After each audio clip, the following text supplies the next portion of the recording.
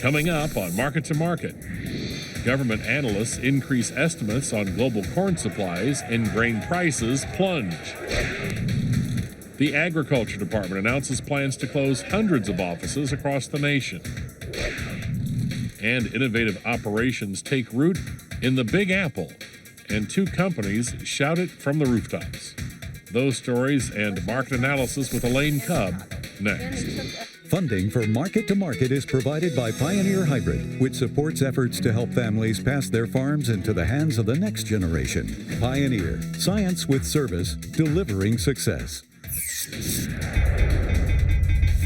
This is the Friday, January 13 edition of Market to Market, the weekly journal of rural America. Hello, I'm Mark Pearson. America's retailers enjoyed a record 2011 and their first $400 billion sales month ever. According to the Commerce Department, retail sales increased 0.1% in December to a seasonally adjusted $400.6 billion. The improvement marked the second consecutive month in which sales exceeded $400 billion. For all of 2011, retail sales totaled a record $4.7 trillion. That's up nearly 8% over 2010, reflecting the largest gain since 1999. Much of December's improvement was driven by a 1.5% spike in auto sales. Stripping out the volatile automobile sector, sales actually fell 0.2%, the first such drop since May of 2010. But most of that decline was due to falling gasoline prices. Excluding gas stations, overall retail sales rose 0.3% in December. And against a backdrop of cautious optimism for a domestic economic rebound, government analysts also released their latest estimates on global agricultural supply and demand. And notions of increasing global supplies of corn had bearish implications for prices. The Agriculture Department's latest estimates on U.S. corn production, consumption, and ending stocks were little changed from last month's report. Yields were projected half a bushel higher to 147.2 bushels per acre. The increase puts total domestic production for the 2011 season at 12.358 billion bushels, the fourth largest on record. But the big story was in world corn ending stocks. A drop in global demand increased the amount of corn available to users by 1 million metric tons. Analysts are expecting coarse grains to be tight despite the newfound bounty. The reaction by the trade was bearish. Even with recent advances, corn futures prices plunged limit down on both nearby and deferred contracts on the news. According to the report, U.S. farmers put nearly 300 million fewer bushels of soybeans in the bin this year.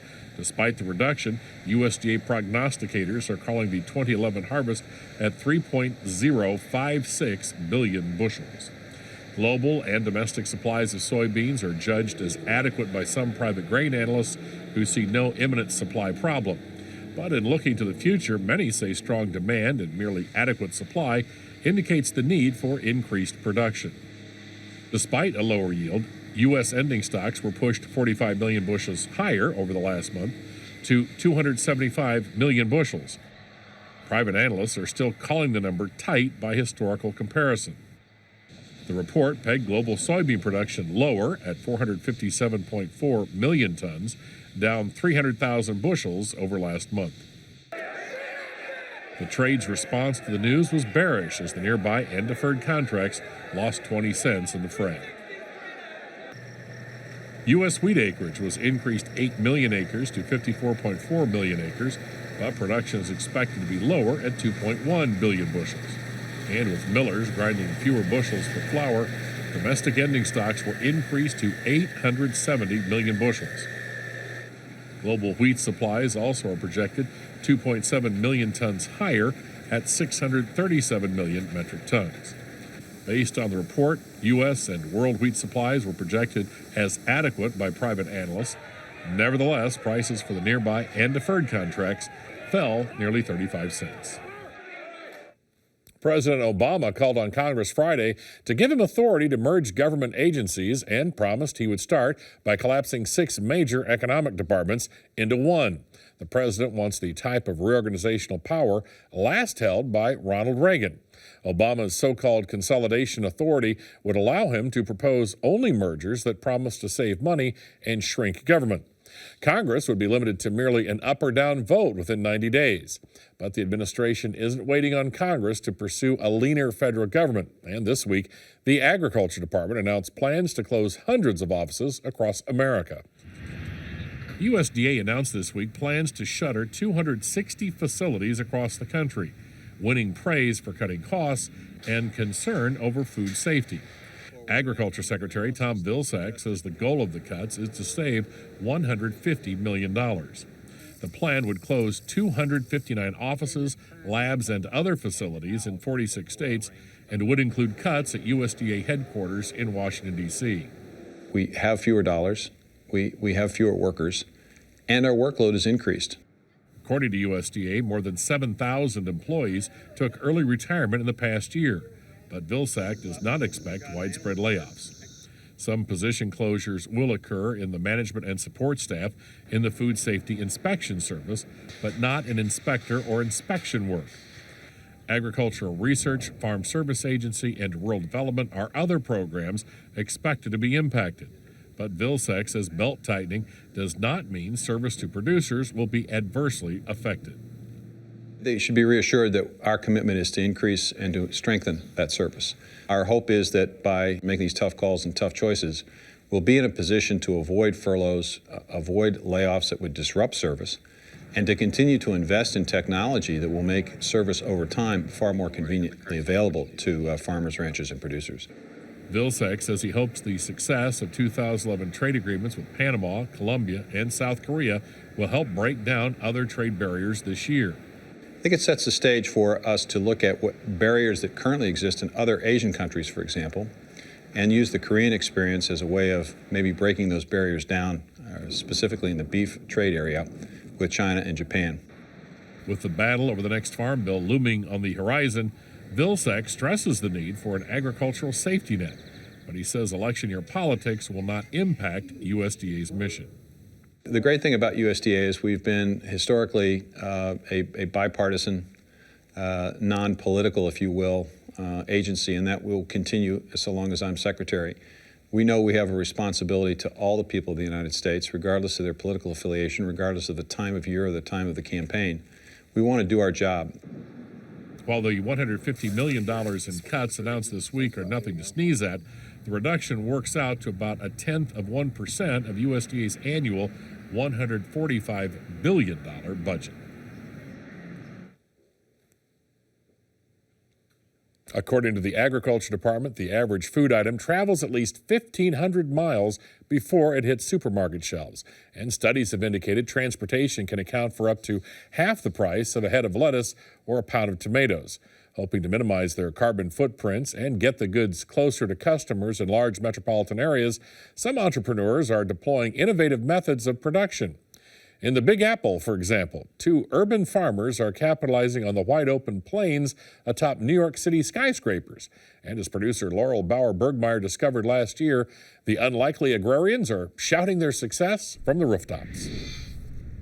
Ben Flanner is head farmer and co-founder of Brooklyn Grange Farm, a 40,000 square foot soil-based rooftop farm. That's 1 acre, located above a former manufacturing plant in Long Island City.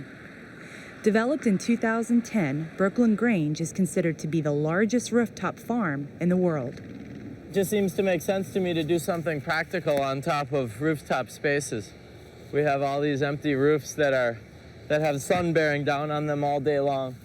So it makes sense to do something with them that's productive. Flanner and his team, which includes 4 other co-founders and scores of volunteers, farm the roof about 9 months out of the year. During the growing season, there are hundreds of thousands of plants on the roof. The crops are sold directly to the community at several weekly farm stands, as well as to local restaurants like Vesta, located in Queens. For someone that comes from the country or someone that comes from the Midwest, that might be an everyday thing. But for someone that grows up in the 5 boroughs of New York City, that's something you've never seen besides maybe your neighbor who has 2 tomatoes planted.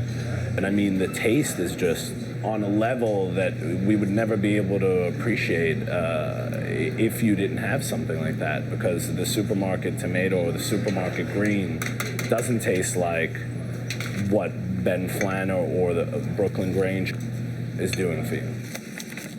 Giuseppe Falco co-owns Vesta and says having a relationship with Brooklyn Grange has allowed him to make local ingredients a mainstay on his menu. We're very, very flexible about the items we take from Brooklyn Grange. So for the most part, we'll usually get a phone call once a week, and it'll be like, look, this is what's going to happen on Tuesday, and this is what's going to happen on Wednesday. And we'll kind of cater our menu to that.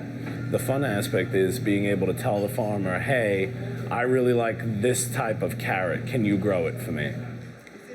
In its first year of business, Brooklyn Grange sold 14,000 pounds of produce to local restaurants and farmers markets. It managed to cover its operating costs while making a small profit. It's not easy to put together such a plan such as this. It takes a lot of dedication and time, and you have to be in it 110% full time. But it's possible. Anybody can do it, and I think the biggest component of it is convincing the landlord that it's worth the risk and that there is a low risk. If somebody owns a big expensive building in New York City, it's a big deal. There's a lot of insurance risks and everything. And the core components, just like a lot of different things, are having a great relationship and trust, and then finding the right people that are willing to take a little bit of a leap with you. Brooklyn Grange has a 10-year lease with Acumen Capital Partners. The crops are grown in roughly 1.2 million pounds of soil on top of more than 20,000 linear feet of green roofing material. The farm is financed through a combination of private funds, loans, and grassroots money-raising events. I think a lot of people are excited about having food that's grown so close to their homes and picked so close in time to the point where they eat it and purchase it. So there's a lot of positive response from the community. Another New York-based company is also part of the rooftop farming revolution. Instead of using dirt, however, Bright Farms LLC grows its produce in a less traditional way using hydroponics, or the growing of plants without soil. Benjamin Lindsley is the Vice President of Business Development and Public Affairs for Bright Farms. Bright Farm Systems is a design and engineering firm, and we focus on one particular idea, and that is rooftop hydroponic greenhouses in urban areas for urban food production. In the fall of 2010, Bright Farms was commissioned to design an environmental education center and local food production facility on the roof of the Manhattan School for Children on the Upper West Side. It's an education facility, so there will be food produced here. It will be using hydroponic technology, and the food will be going into the school's cafeteria for the students. Lindsley says Bright Farms focuses on delivery of the best quality fruits and vegetables, grown with the smallest possible environmental impact. He claims hydroponic farms use 90% less water than traditional methods by capturing rainfall from the roof and recirculating it. Some greenhouses are heavy emitters of carbon dioxide gases because of the energy needed to heat in the winter and cool in the summer. Bright Farms is able to greatly reduce fossil fuel use by utilizing solar panels and ventilation systems. He also points out since soil is not used in hydroponic farming, the method is lightweight, making it ideal for a rooftop setting. And Lindsley adds some of Bright Farms' climate-controlled greenhouses are capable of producing 250 tons of food per year.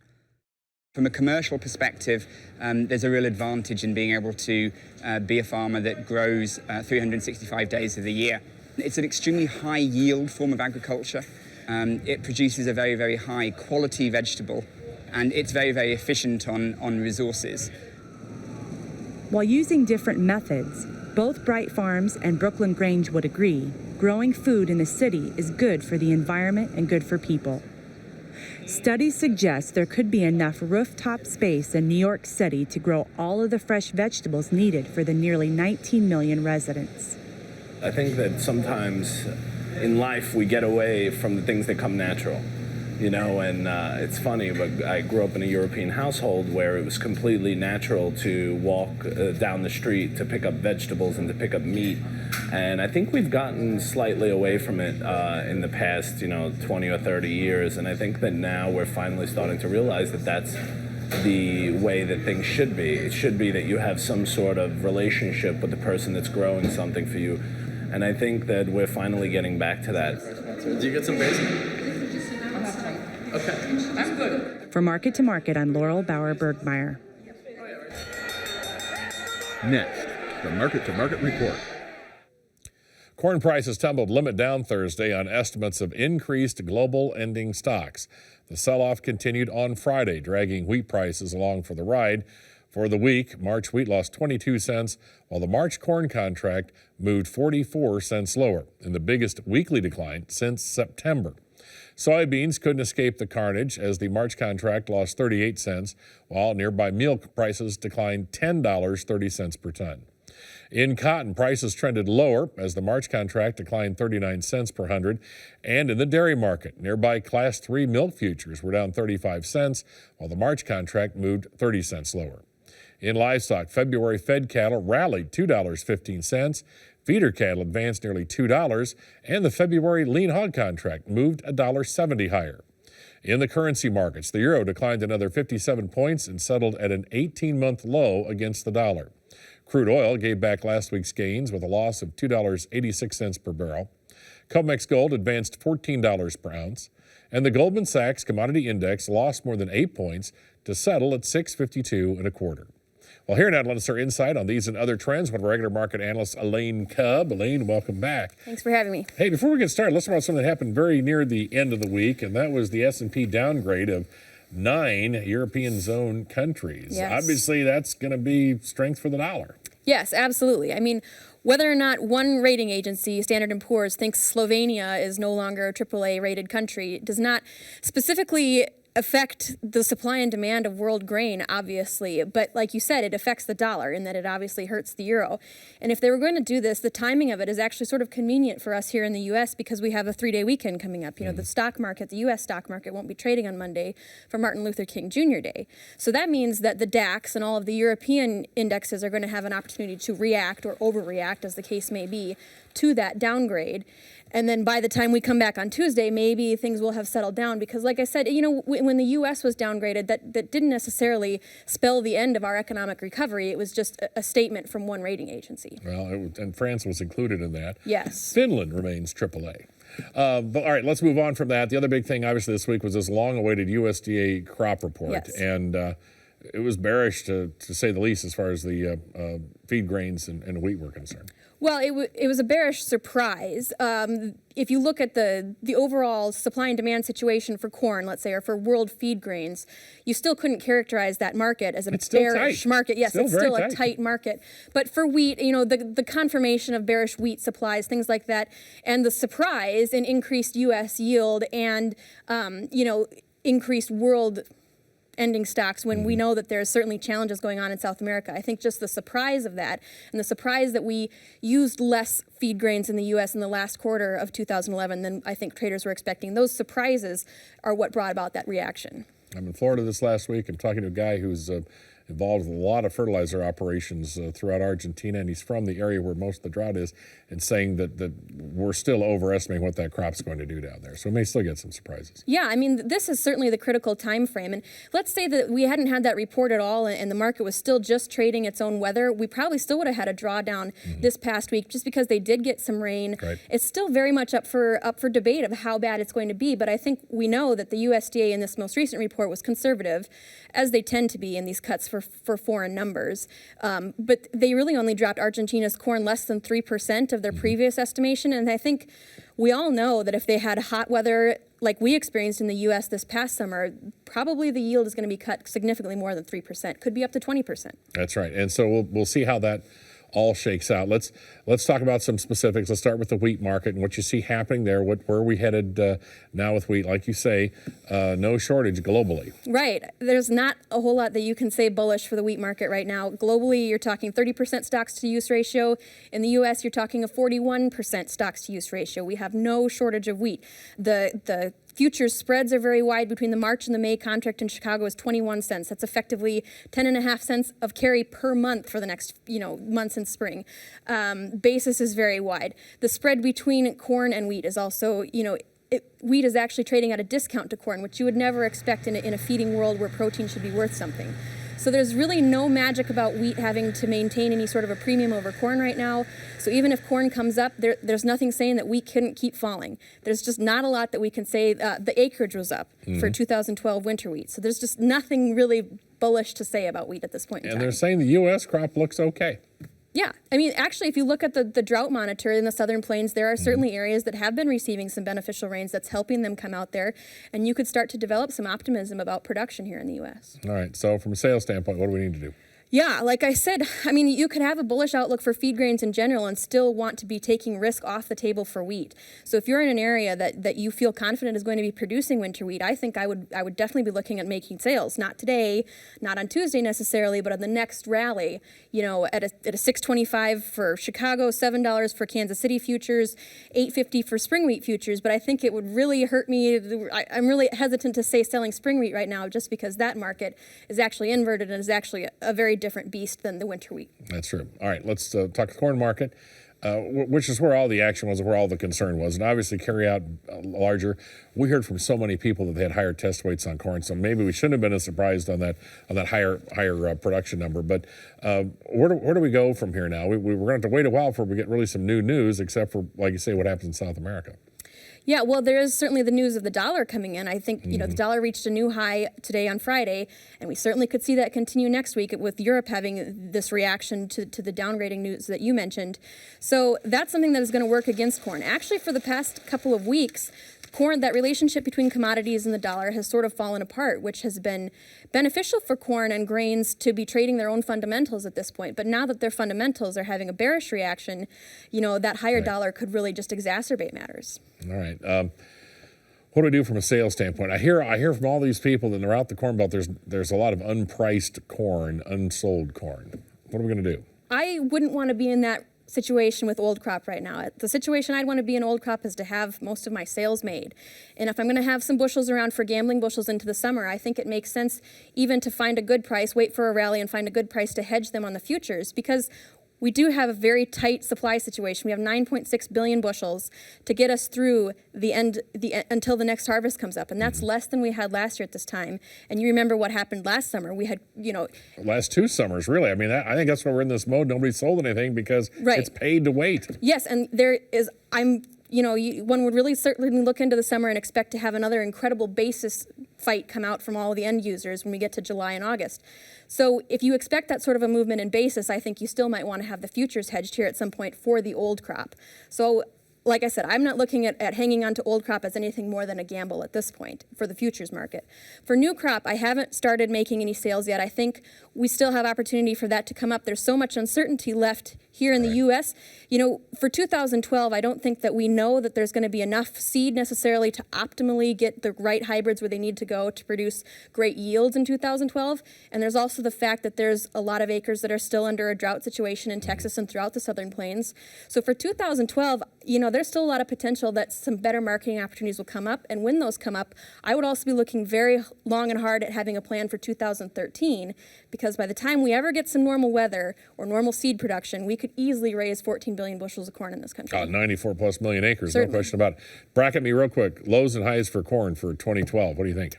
That's a hard question to answer because a lot of it will depend on the dollar, and that's a global geopolitical, what are we going to predict there? But all things remaining equal, I think, you know, a $6 futures would be the least that I would accept, and it could certainly go back up to $8 in the summer. All right, let's talk about soybeans real quick. The soybeans have just been kind of a laggard here, following corn, being defensive. What's ahead for beans?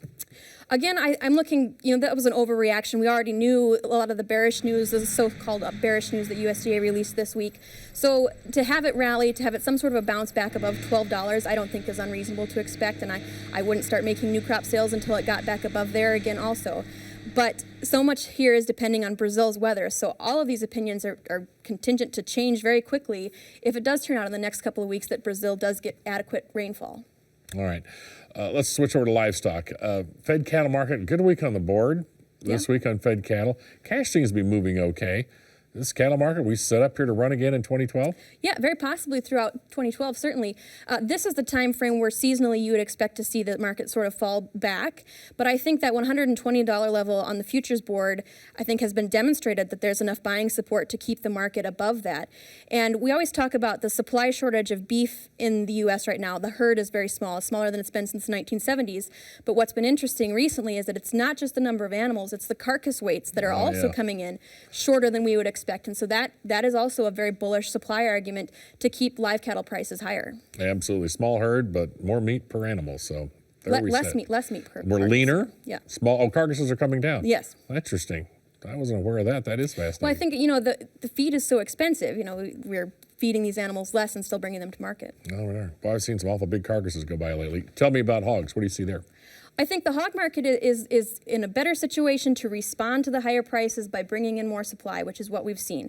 Between 2010 and 2011, the U.S. hog population has grown 2%, actually, the USDA remarked. So by bringing on more supply, by not being affected by the drought to the degree that the beef market is, that has actually sort of put a lid on those prices. I think it would not be surprising to see these levels we're at now, this $85 now and into the summer, $95 coming down, actually, that sort of lower trend to be a continuation. I want to ask you, energy and gold. What's your thoughts? Well, energy is certainly a wild card right now. We've seen that come down quite nicely in the next couple of days. But again, this is a geopolitical thing that if you could tell me what Iran or Israel or anybody is going to do, we might have a better chance of knowing what energy prices are going to do. But with regard to ethanol, let's say, there's still certainly room for ethanol to come in and close the gap between it and RBOB. So there's still good news for our end users. All right, we've got about 15 seconds. The gold market. Is confidence being restored, or are we going to see gold maybe make a jump after what happened this week? Well, after what happened in Europe this week, you might see gold continuing its bounce higher. But other than that, I think it's sort of lost favor. People have started to realize that actually the U.S. dollar is a strong bet for being concerned about the economy. Very good. Elaine Kemp, thank you so much. That'll wrap up this edition of Market to Market. But if you'd like more information from Elaine on where these volatile markets just may be headed, visit the Market Plus page at our website. You'll find expanded market analysis, audio podcasts, streaming video of our program, and links to our Twitter feed and Facebook page, all free at the Market to Market website. And of course, we'll want you to join us again next week when we'll examine the economic outlook for rural America. Until then, thanks for watching. I'm Mark Pearson. Have a great week.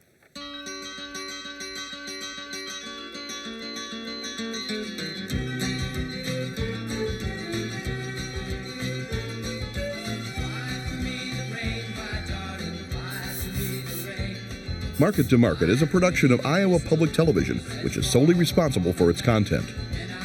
Funding for Market to Market is provided by Pioneer Hybrid, which supports efforts to help families pass their farms into the hands of the next generation.